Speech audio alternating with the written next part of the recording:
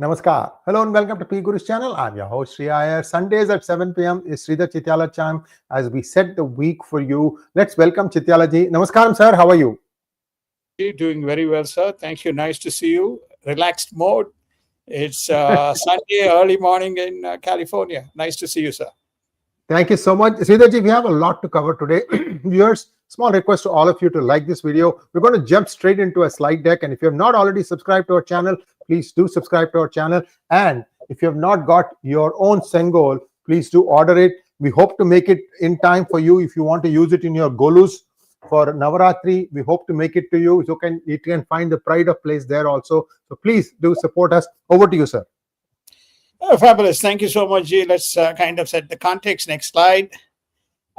So next slide. Yeah, we were going to cover about 6 important topics. You know, a much kind of touted is US-India trade deal. Are we inching closer to closure? Obviously, there's lots of noise in the system. What's going to happen? We'll cover that and what people are saying. Are Trump's random tariffs under threat? The Federal District Court has thwarted his move in line with International Court of Trade. Very similar decision, 4-3. It went against it. So now let's see what Trump does. China, Russia, they now post the SCO meet, Shanghai Cooperation Organization. They are striking a deal that basically includes oil and gas. We'll cover that. Is the Japanese, we touched on this, whether there is France and UK and other nations are in trouble. The question is the Japanese rate policy could create turbulence in the markets, and that we'll cover. And I think as the mega trends continue, the tech stocks now have post-resolution of the conflict or the DOJ's ruling that Google was engaged in antitrust practices and they ruled it is not engaged in antitrust. That lifted the markets, and today the behemoth of technology companies make up $21 trillion of market cap. We'll give you data and we'll look into that and see what holds for the future. Now we go first to the US-India trade deal. Next slide. Yes. Are we inching closer to a deal? Yes. Piyush Goyal, the Trade and Commerce Minister, expects the deal to be signed by October, November. He has indicated United States is a very strategic partner. It knows they know each other well. Yes, there are turbulences. They can do it. They are on track to re-sign this deal and also commit to that $500 billion bilateral trade by 2030. And he says, there will be some give and take, and there is a forward momentum on that. The discussions or negotiations are still underway. Remember, United States, India bilateral is about $191 billion. That includes all the FTA stuff as well. Dr. Jaishankar is another important figure. He says bilateral deal is what we want. We don't do multilateral. So it's very much within the realms, and we are working to get that done. The target bilateral I mentioned, which is about 500, which is a very big number. If you talk about a $7 trillion, $6 to $7 trillion Indian economy on nominal GDP by 2030, $500 billion is a very big number, just coming from almost 7% or 7.5% from the India-US partnership. Scott Bessent, the most influential figure who is responsible for this trade, doesn't matter what Navarro says, doesn't matter what Laura Ingraham says, doesn't matter what Charlie Kirk says, doesn't matter what Peter Navarro says. What matters to the markets, or Laura Ingraham says, what matters to the markets and what matters to the transaction is Scott Bessent. So he has said that it's a bit complicated, but eventually we'll converge. India is too strategic to us. So those who are skeptical, notwithstanding the fact there was a lot of left loony handles and woke handles and other types of vested interests who have been pulling India-US deal for various reasons. I'm not suggesting it's righteous, wrong. But I'm saying to you that that deal will happen, because it is not a deal that India would like to lose, and US also would not like to lose, notwithstanding even Trump's statements. Shriji? Thank you so much, sir. I just have a couple of things to add here. Let's go to the tariff rates after that. Sir, Yeah. There are some people, in my opinion, who are not advising the president properly. He should have, consulted people like you. You're fairly well plugged into the Trump administration to try and understand a little bit more in depth what exactly is the theory. And, in order to win some specific states, there are some bad elements that have also crept in, and everybody is demanding their pound of flesh. That's what got reflected in some of the rhetoric we saw, and very unfortunate to see people like Peter Navarro making those kinds of statements. Very bad, in my opinion. The thing is, he probably was slipped a slip of paper written by some lunatic, and he just regurgitated it, vomited it out. Let's put it in the way it should be put. So this doesn't help. It doesn't help, sir. Today, the situation is, see, there are various stages of immigration in the United States for those who have come from other countries. Today, if you apply for a green card, if you are from India, it's going to take you 100 years, which means you won't live to see your green card. It's impossible. You've already made it so bad, and then you keep, threatening people, saying that this is going to be taken out, that is going to be taken out. So there are people who have done registration, stamping, all the paperwork, waiting for the green card, but the quota is not being raised. So many times you have talked to congressmen and senators saying that, look, there's a lot of quota that is going waste every year because other countries don't make up their quota. Why don't you just give the excess quota to those countries who need it? Philippines, India, and so on. They don't want to do it. So these congressmen and senators, they'll speak from both sides of their mouth. I'm sorry to say this thing. Many of you are my friends. You people, you just try to say something that's music to our ears, but you go back and do exactly what you want.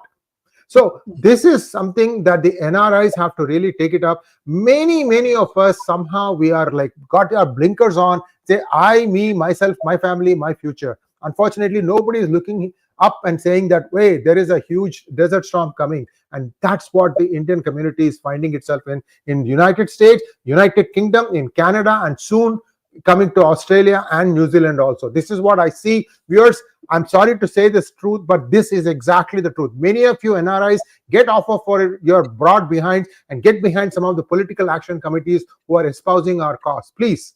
This is going to really not end well for all of us if we don't act and show our strength. Sir, next slide, please. I think those are great words, but we'll cover this in the last section. We'll take it up in the last section. So in the U.S. tariff rates, okay, because this is very important, take a look at the U.S. tariff rates. Okay, I can't read that, but I'm going to use my phone to read because it's too small. So if you take a look at the U.S. tariff rates, okay, so where does that stand? India stands right on number one, which is namely, it is showing that, India has a tariff rate of 50%.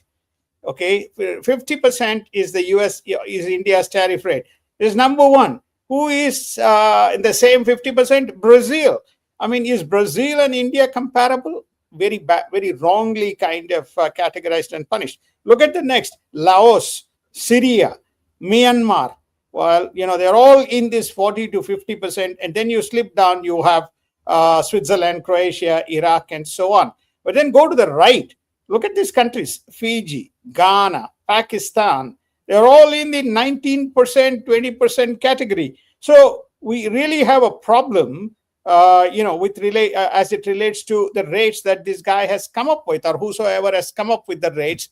Mostly, is it Scott Lutnick, or is it somebody, Kevin Moran? Who is the person who has come up with these random rates, which Trump is in a very bad path. He's gone himself down the lane where he doesn't see a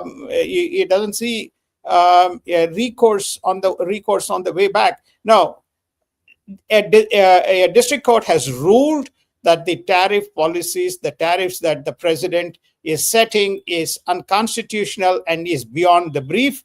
It should only be set as part of the House Rules Committee, and the House part of the House policies, and it should be ratified by the House, not by executive orders. Now, this is now going to be challenged in Supreme Court. And obviously the administration has taken up, and it's going to be challenged in the Supreme Court. So what's going to happen? I think what's going to happen, in my humble view, is wherever there are fair and just rules, where United States is being given or is at a disadvantage, like access to the respective markets, when for those countries market access has been given in the United States. So they're going to see some of those rules, executive order being approved. But where he says, oh, China, you are doing this, dealing with Iran, I'm going to hit you with another 25%. India, you are doing a deal with Russia, so I'm going to hit you with another 25%. So where you're going to see this random politicalization or random weaponization of the geopolitics policies, for which you are punishing a nation and violating the trade rules sacrosanctum, then your SCOTUS is not going to sign off on those, in my opinion, Sriji. So they're going to get an order which is going to have a win and also a loss for President Trump as we move forward. At least this is my view. They're not going to say, oh, you're President Trump, we have a right-wing the Supreme Court, at least 4-3, and we're going to pass your orders. It's not going to happen. What's the consequence of that? We'll cover that in another show. The consequence of this is whatever excess tariffs he has collected is going to he has to pay back. Now, that's another $500 billion or $400 to $500 billion. The United States doesn't have liquidity to that extent. It has to go back, borrow, and pay back. So there are some consequences if this decision is reversed based on the arbitrariness of some of the penalties that has been imposed, Sriji. I'm reminded of what Joe Montana, a football great from San Francisco 49ers, used to do. This guy was a good quarterback. He could throw the ball well, accurately to his receivers. The American football viewers, but stay with me here. So what will happen is they'll always think that they can run the ball. So they'll run the ball on the left on the first down, they'll run the ball on the right on the second down, and that third down, he'll eventually throw it and get the first down. So the same thing I see in the United States also. They are going to say that we are going to reduce this, we're going to reduce that. Finally, they'll end up printing more money. This is my forecast. This is my 𝗏𝗍𝗏, and I've seen this too many times now. I'm not even going to be surprised. Just wait and see what happens, as we are going to talk about a new crisis brewing in just a few slides from now. Over to you, sir. Great. The next slide. So I think are at a legal risk, which is what we discussed thus far. What will come under scrutiny, I covered. What will come under scrutiny is the weaponization of the trade policies. That will come under scrutiny, and that's not going to get the nod. So how the ruling is going to come out is very interesting in Supreme Court, but there may be partial reset or there may be a full reset. If it's a full reset, it's a huge, huge embarrassment and policy loss, because stupidly, rather than focusing first, unlike the first time, he put all of his eggs in this tariffs policy and as well as, peace deals. There's no peace deal. There's no peace deal between Israel and Hamas. There's no peace deal in Syria. There's no peace deal in Iran. There is no peace deal in Russia and Ukraine. All of those things has gone astray. Foreign policy was never the strength of Trump. So he's going to have a big fall. And the second big policy that he pushed is the tariffs. He did it right the first term, which was basically between 5 and 10%, and he settled around 5% in terms of the average tariff rate. Then in this term, he started with his bombastic policies, and it's not helping him. And then he began to, hobnob with people who really are not the geopolitical partners of United States. Doesn't matter whether it is Democratic or Republican. In fact, the Democratic national security and other people have critiqued very vehemently the type of approach that Trump has taken. So is it at legal risk? The answer is yes. And what's going to come out is going to be very interesting over the next few days. China, Russia, is there a new energy bloc in the making? Sir, over to you. Yes. Do you want to set the context? You're a very passionate person on this topic, Sriji. Sir, see, I get across a lot of guests with varying opinions on the practicality of laying a natural gas pipeline through extremely cold temperatures like what is in Siberia. And unfortunately for Russia, it's the natural gas deposits are way up north, and to bring it down across Russia, and they have to also pressurize it. They have to liquefy the natural gas and then bring it down and then go through harsh terrain. This is something that, unless some technology has dramatically changed in the last 2-3 years, I'm a little skeptical, Sridhar Ji. But it sounds good when they say we have signed a $500+ billion deal for 30 years and China is going to be supplied by liquefied natural gas from Russia. But Qatar also has a 30-year deal to supply LNG to China. What are you going to do? You're going to bathe in liquefied natural gas or what?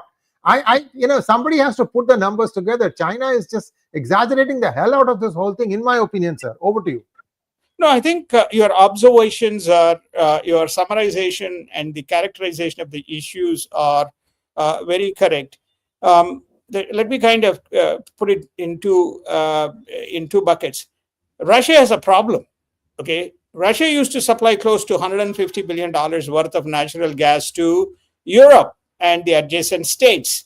That came down. This data is not published, or it is there and nobody is trying to highlight it, or there is no advocate. It has come down to $20 billion. It's a huge blow to Russia in terms of what they need to do. Of course, they could give all of this stuff, all of the black urls to China and India, who readily consumed. But gas is a very different phenomenon. So I think that they really have a problem. So obviously,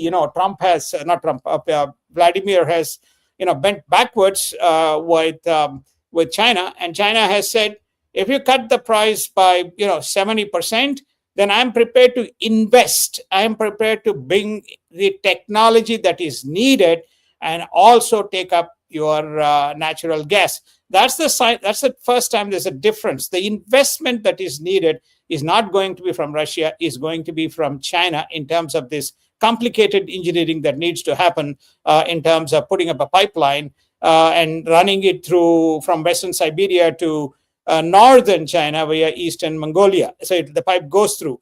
Now, the story is that has also been touted is that China has an excellent Central Asia policy. So they would probably divert and sell to Central Asia, or divert this pipe to Central Asia, and then do some supplies.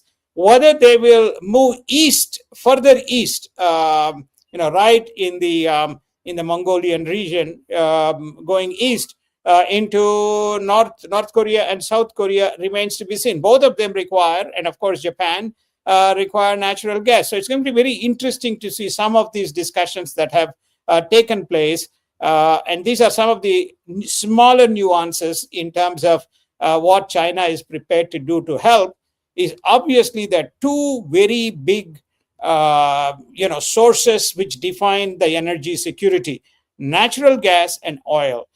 Natural gas still occupies number 3 or number 4 position, where most of the countries. Oil is number 1. They are looking at nuclear, they are looking at coal. They're trying to see if natural gas can be pushed up, and oil and natural gas become the top 2.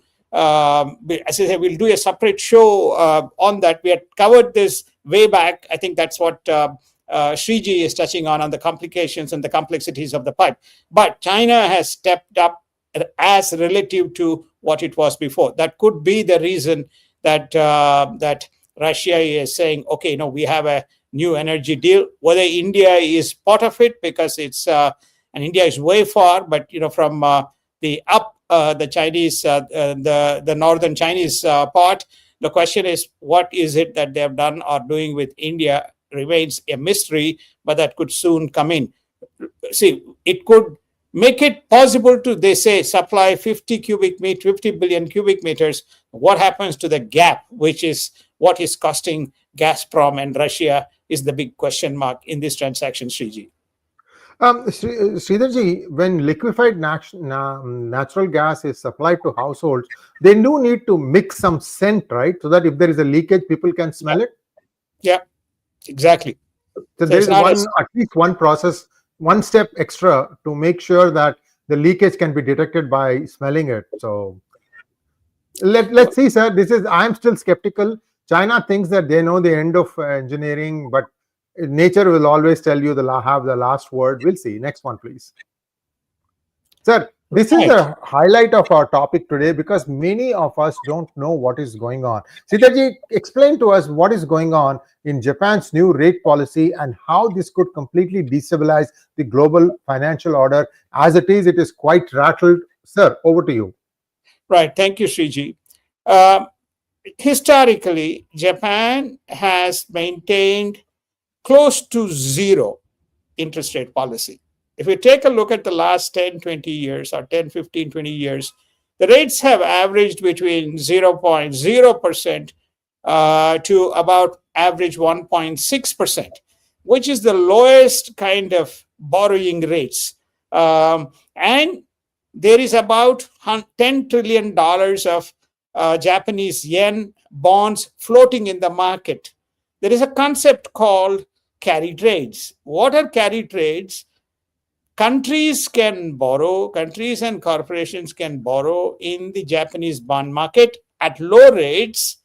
Then they can convert that into a currency of choice, most notably US dollars and euro, and buy assets or build their balance sheet in the countries. So in other words, if you have a deficit and you need to fund and cover the gap, sovereign countries can take yen debt and then fund it.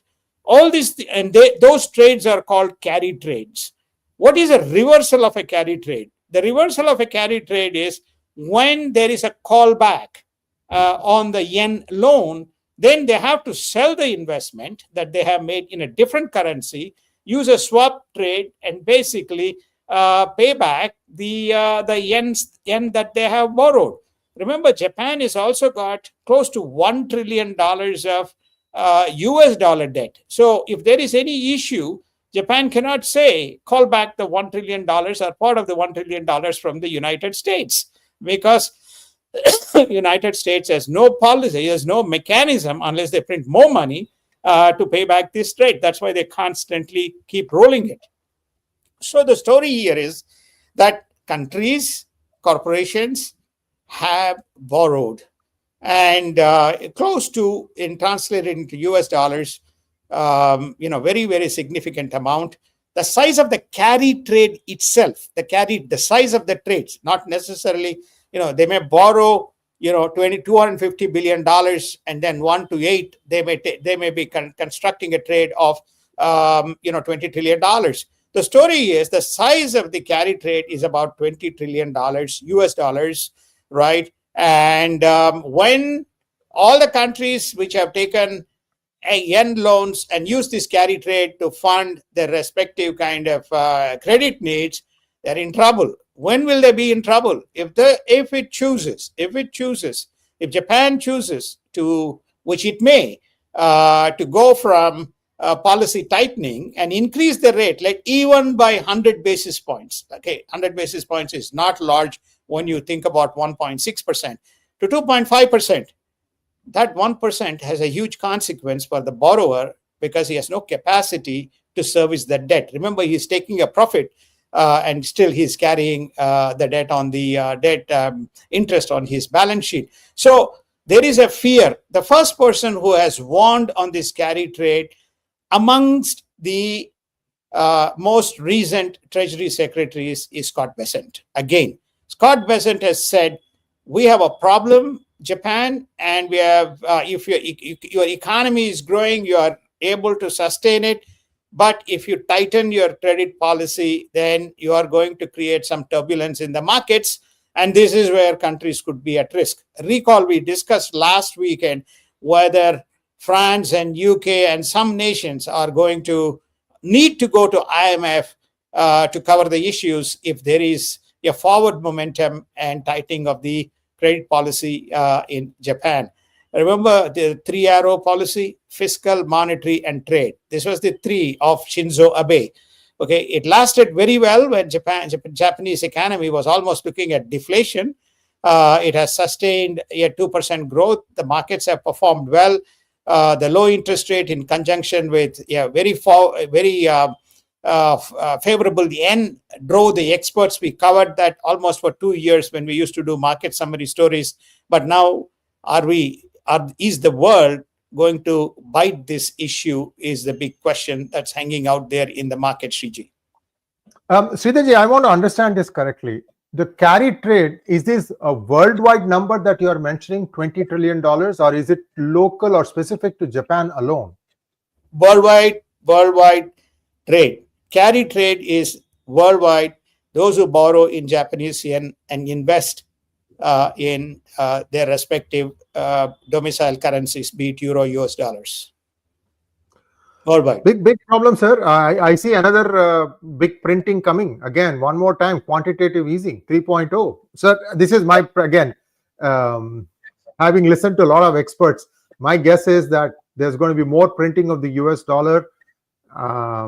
What de-dollarization? I mean, we have a lot of, this huge pumpkins being hidden in rice. Those are the pumpkins that are making themselves seen now. Next one, please. Just before, one very important point. Again, we'll cover this in another show. We won't be able to cover this in this show. It's Kevin Warsh. If Kevin Warsh succeeds or gets nominated as the U.S. Treasury Secretary, he is the one who managed the whole. I think you mean Federal Reserve. Federal Reserve governor. If he's selected as the next governor, right? Yes. He's one of the 3 candidates: Kevin Hassett, Warsh, and Chris Waller. Okay, but Warsh more specifically managed. He's ex Morgan Stanley. Spent about 7-8 years with them, and so he managed through his contacts. He was Ben Bernanke man throughout that crisis, and he also made it clear to the Fed at that point of time, sitting inside the Fed, that too much of quantitative easing can create inflation, and there are no monetary tools available to kind of unwind it. So if he's nominated, and then you got this situation looming from Japan. Remember, Japan is a G7 nation and the biggest holder of the US dollar debt and the largest carry trade country in the world, with a huge consequence on its own kind of balance sheet. Not just the fact it may soon be delegated to 4th largest economy by 5th largest economy by India, if it is not already done. In nominal GDP. In all nominal GDP. So if you kind of factor that in, this carry trade stuff is going to be very closely watched as we move forward, Sree. Yes, indeed, sir. The numbers are just mind-boggling. Next slide, please. This is also very important, sir. Right. So now we got to link 3 things. One is, the first thing that we need to think is how the market mechanisms and the market composition has changed in terms of where the future is heading. That's number one. Number two, it also prioritizes in terms of, where the growth and jobs are going to come from. And third, this is where stuck in this moribund is the H-1B visas, as well as, whether the Indian talent is going to be allowed to flow through. So what happened? Google leads the monster week for tech. Another federal court judge happens to be Mr. Amit Mehta, who pushed the case and said Google was not in violation of any kind of antitrust policies as it relates to the browser and the usage of the browser and the data collected. This is Google Chrome. And so therefore, and it is, very happily sharing the data with the other engines and other technologies. So Alphabet and Apple, which extensively uses the Google data, immediately their shares went up when a favorable antitrust decision came in favor of Google. So what happens now? The markets went up to we'll show you the stocks that went up. It's now grown. The combined market cap of these companies is close to $21 trillion. Okay, the market cap of United States itself is about $62 trillion. We'll show it in the graph. Those companies now account for roughly 36% of the S&P 500. If you remember, people don't understand the subtleties between what is a fiscal economic policy, what is a monetary economic policy, and what's a markets economic policy. Now, we always refer to the markets when we discuss this specific topic. We're not talking about fiscal tools, fiscal issues, or monetary issues. Okay, that's a separate topic which we'll discuss when we talk about those two economic angles. So if you go to the next slide, so if you see, NVIDIA now is a $4 trillion. Microsoft is very close, $3.7 trillion. Apple is about 3.56. So if you look at these companies, they make up close to $21 trillion. And I haven't given the numbers. The numbers, revenue numbers, are equally astronomical. These are the companies which are powering the workforce, a significant amount of workforce domestically and kind of globally. So India, over the past 20 to 25 to 30 years, post the transition from Y2K, India entered the market through Y2K. The transition from Y2K, they have been now spreading with a very favorable H1B policies in terms of powering these various technology companies, be it on the cloud, be it on AI, be it on data, be it on semiconductor, be it on automotive, EVs, etc. So what has happened is that these guys are now campaigning. Okay, NVIDIA has another issue as well, that they can't supply chips to China because of the trade policies, but they're trying to get a favorable decision from the Trump administration. But the linkage here, Sriji, is this is the future. If you go back and look 10 years ago, 20 years ago, what is the top 10 market cap company? No more retail, no more banks, no more what you call energy company. There's no Exxon Mobil. Okay, there's no Exxon here. So the energy companies have disappeared. You will see in the top 20 companies some of the biotech companies, transactional companies, and as well as maybe one or two financial institutions. But the whole landscape has changed. We still have not accounted for investments that people are making in rare earths, investments that are going into the EV, the investments that are going into various aspects of AI, the investments that are going into creating energy companies which can support the humongous need of the power that is required to power these companies, and also the data centers that need to come to support and service the applications that emanate from these technologies. So the world is clearly kind of changing, but how close people pay their attention is an interesting kind of number. We have been talking to all our kind of investors and so on that you need to look at the market landscape, and you can't use this 80, 20, 75, 70, 60, 40 kind of formula policy, and you can't have static allocation. You need to look at more dynamic allocation as the market mechanisms change. So this is just a number. This is another important development that happened over the week. And when you look at the H1B context in this, it's a laughing matter. And the optics here, Sriji, is very clear.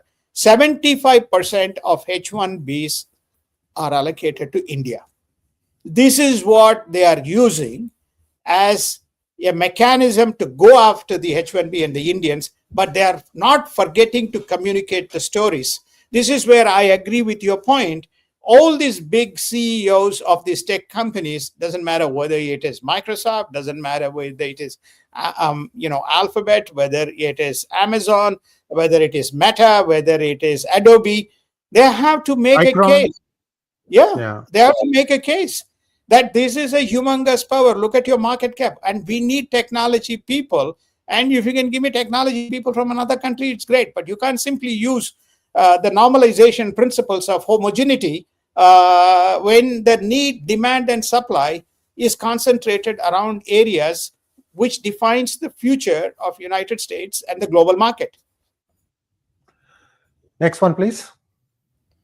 Yes. Sir. This is the story that we wanted to highlight. It. I know there's a lot of de-dollarization and American haters, and we are called as American sympathizers. $62.2 trillion is the market cap. The total market cap of the world is $127 trillion. Look where China, Japan, India is. Now, when you take just the market cap of the top, 7, 8 companies, they're $21 trillion. That's 50% of what China is. And that's almost, 25% of what India is. So I think that there is a story that is required to articulate that, this H1Bs is what is required and allocate to nation which provides resources, not discrimination. Thank you so much, sir. And viewers, there's a lot of invective that gets poured in our chat sessions these days, which means that we are doing something right. By the way, we are continued to be banned in Pakistan. So if somebody is, putting stuff from there, they must be finally mastering how to use VPN, and more power to you. And don't give too much credence to what is happening in the chat window. Viewers, look at what the data is being presented. We have given you a lot of reference link. Go back and read that. This is basically an education exercise. What do you need to do? Where do we think go? People are feeling lost right now because they have no visibility into what their future holds for them. Do I stay in United States? Do I go back to India? If I go back to India, how do I repatriate all the money? For example, if you worked in US for 10 years and you have put money into the retirement system, that's not coming back with you to India. If you decide to completely pull your roots and go back to India, that there is no mechanism. Even this, we have been alerting many congressmen and senators. Look, you got to give them back their money. If you are telling them don't come again, at least give them the money they put into the system. Social Security, you put 7.14%. Sir, I can go on and on. There are lots of inequities here. These are not being, brought forward by people. And if somebody raises these questions, immediately they get shadow banned. Very unfortunate state of affairs, Sridhar Ji. Very unfortunate, Sree. I think the message is clear. Data is clear. The information communication is a very bad point. I think we were talking earlier about whether it is Laura Ingraham show or whether it is Tucker Carlson show, they keep talking nonsense sometimes without understanding. And we know who are the people who are feeding this misinformation or disinformation. Remember, many of the people who are feeding disinformation sitting within the United States is probably another set of Indians or of South Asian origin. Let's call them South Asians, sir. Better to call them South Asians because there are so many lumpens sitting around. Nothing else. Get fed by money from other fat cat countries and just try and run India down. Very unfortunate, sir. India is being buffeted from internal as well as from outside. Sir, please finish your thought. We have some questions for you. Right. No, I think that this is great. And, I'm ready to take the question, Sree. Thank you, sir. 𝗤𝗏 wants to know, speaking about market capital without mentioning huge debt, USA debt bubble isn't narrative building, it's whitewashing. I don't know what the question here is, 𝗤𝗏. Could you please tell us what your question is? No, let me try to interpret his question. He's saying, what he's saying here is, hey, you guys are talking about market growth and market dynamics and market cap of the U.S. market. But U.S. has got $40 trillion or a $37 trillion debt. How can you not speak about the $37 trillion net and the serviceability of the $37 trillion debt? I think that's what the guy is asking the question. Now, my point is, we mentioned very clearly, when you talk about $37 trillion debt, you're talking about fiscal policy. When you're talking about $127 trillion, we are talking about the market mechanism and market cap of the U.S. market, right? The U.S. market and U.S. market capital is not driven by the government debt. Okay, you have seen. We just explained to you the carry trade. People from around the world are taking money from Japan and they are investing because markets are global, companies are global, products are global. Okay, NVIDIA is not just supplying to United States because there's a $37 trillion debt. U.S. is not just. We will show you in the next graph. Next session, more than 40% of the revenues of many of these companies are coming outside United States. In some instance, even 51 to 53% of the revenues are coming from outside the United States.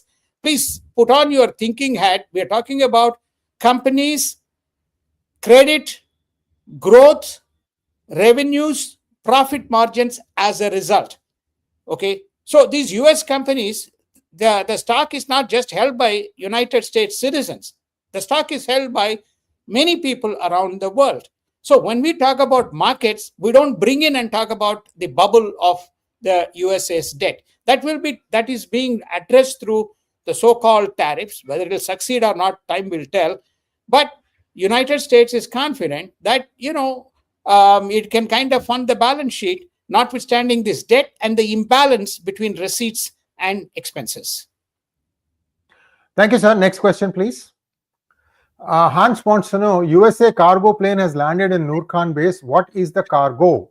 So these are supposed to be flood supplies and flood relief supplies, but they are being transferred by one general of the United States to another general, 3-star general no less, of the Pakistani army. I would like to know what kind of flood relief supplies will be given by two generals, be shared between two generals. There are three important data pieces here. First and foremost, we are now seeing satellite images of the, is it Max? What's the name of the satellite, Sriji, which is a US satellite, which shows NAVIC. Shows the site before the Indian strike. We have got image showing after the strike. And then we see now construction or rebuild of the Nurkhan base, the third thing. And the Pakistan Prime Minister was apparently briefed, and he has come out and said at 2:30 a.m. on one specific day, he says that they have attacked we have had a ballistic missile attack, so we need to do something about it. And so acknowledgement that attack has taken place. Now, all I can say is, they're not sending nuclear weapons, or they're obviously reconstructing the site and restoring it. Obviously, it's probably a very sophisticated site, and so therefore, whatever they're not storing F-16s there, is obviously a lot of nuclear material. So that cargo obviously consists of things that is to rebuild and reopen it. Next one, please.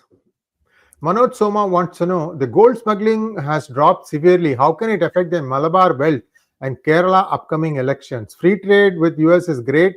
Greater hope it happens. See, sir, I know the answer to this question. So would you like to weigh in? No, you please proceed, Sriji. So viewers, the tax on gold was dropped, I think, from 15% to 6%, and that has dealt a body blow to gold smuggling into Kerala. Kerala, for a sliver of land that it is, sorry, my dear Malayalam speaking Kerala friends and Kerala friends, non-Malayalam also, you are, for the size of your state, 4 international airports plus 2 more right across the border, one in Mangaluru and the other in Coimbatore. All these people were smuggling gold inside, and this has now taken a huge hit. In fact, it took hit from 2 things, viewers. One was when the 2,000 rupee got taken out of circulation. Why? Because the smuggled gold, whoever was paying for the smuggled gold, like the jewelers, they were being asked to pay for it in 2,000 rupee notes.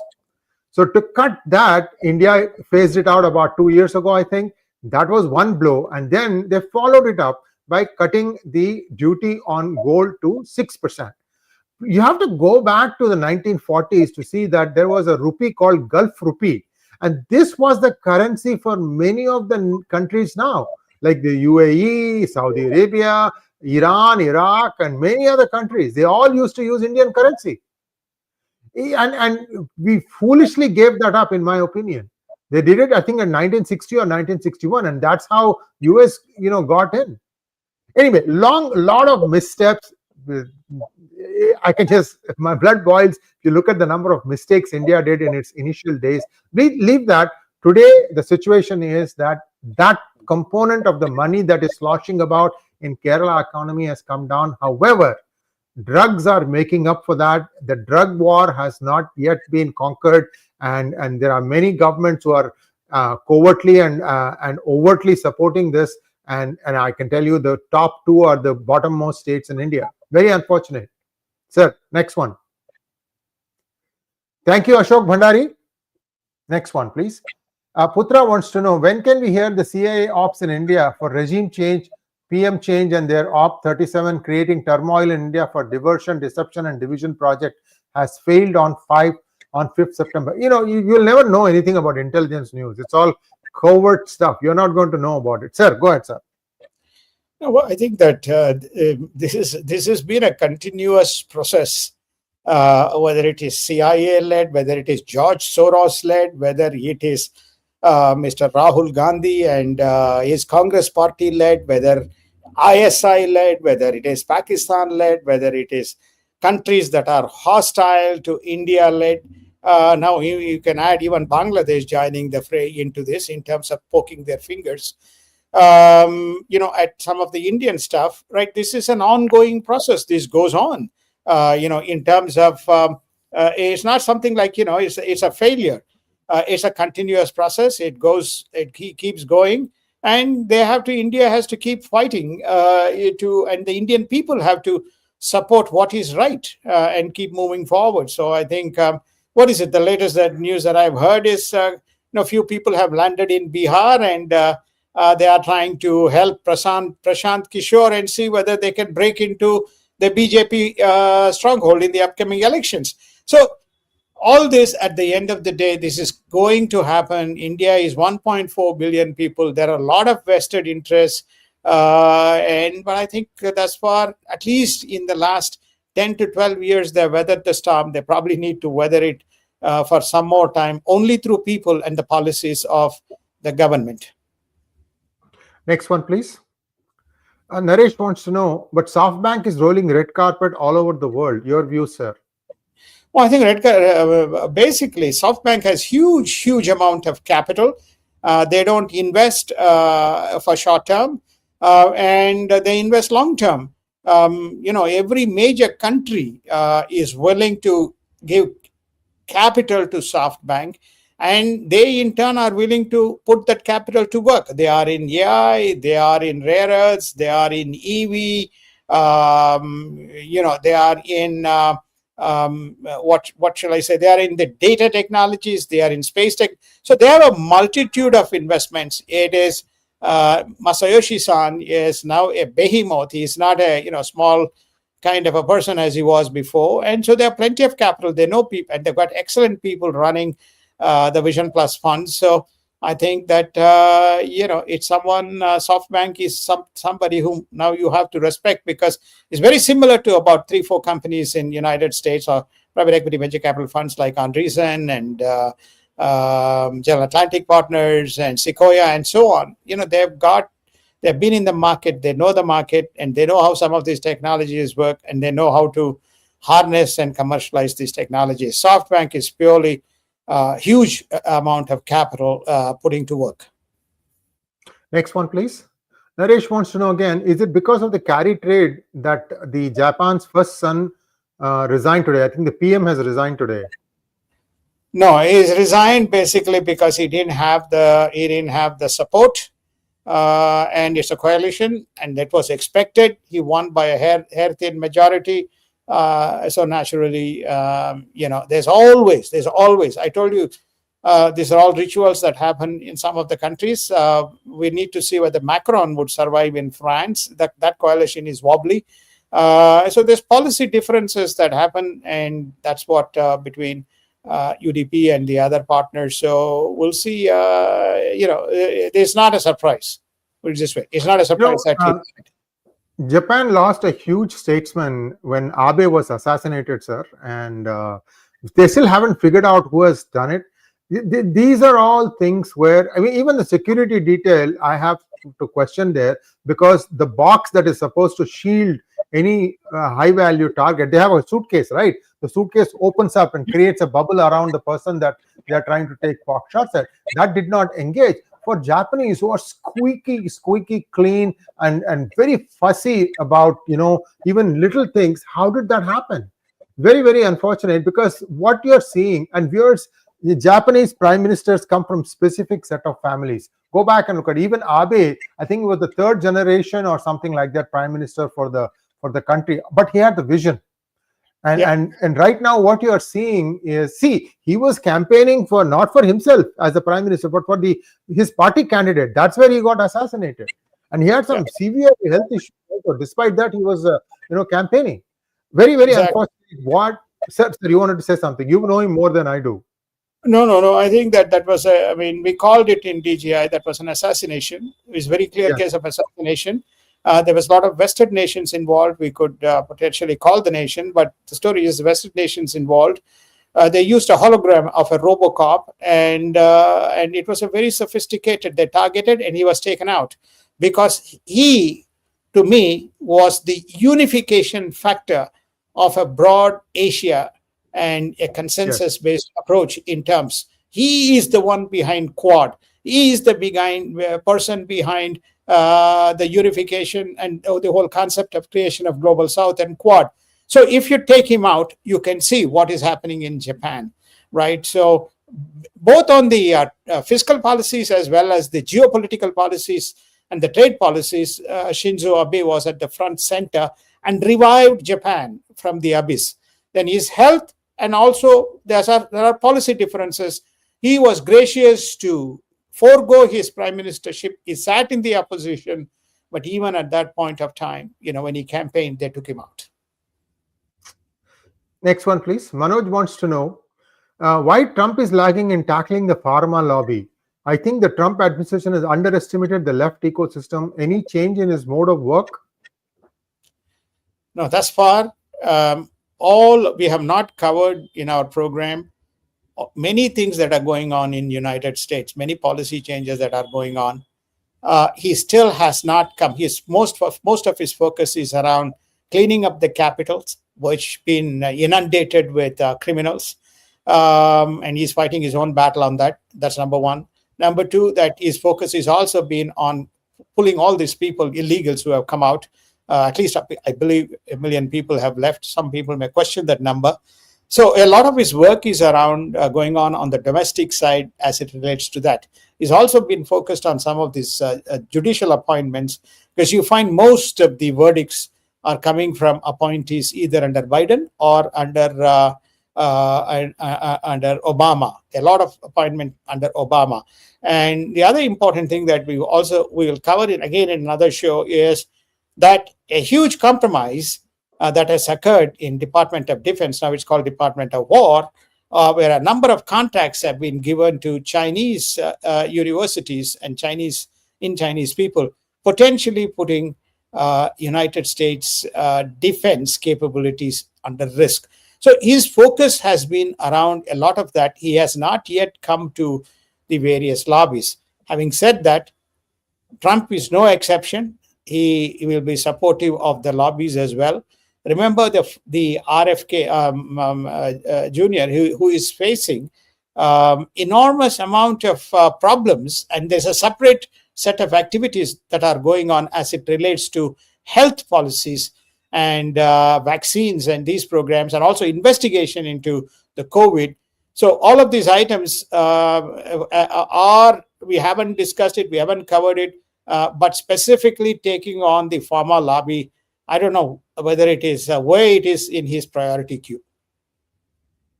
Thank you so much, sir. Last question. VS wants to know, is it possible for US to reduce interest costs by revaluing gold reserve and using the windfall to repay old debt? What effect will it have on the US dollar? VS, I've done a monologue on this, on gold, but sir, your answer. No, I think that there are two answers to the question. One is that they are not going to be revaluing their gold reserve, and that attempt by Elon Musk was curtailed by Republicans and Fed and so on. So therefore, it's not going to happen. US is they thought that using the tariff policy to a small part of the debt can be reversed, but the real problem that United States has is the burgeoning difference between receipts and expenses. The difference is almost close to $2 trillion. If you are generating $4.4 trillion of receipts, you got expense budget which is sitting around $6.4 trillion. That's a huge problem.